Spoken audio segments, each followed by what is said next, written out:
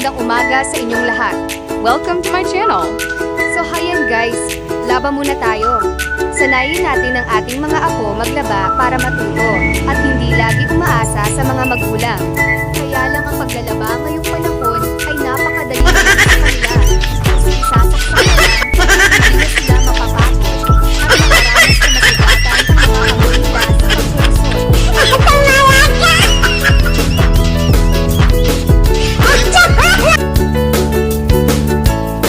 Pagtapos mag-washing, diretso na sampay at hindi na kailangan pang magbanlaw ng ilang beses. Ayan guys, magsasampay sana siya sa labas kaya lang parang uulan na, kaya sabi ko sa loob na lang siya magsampay.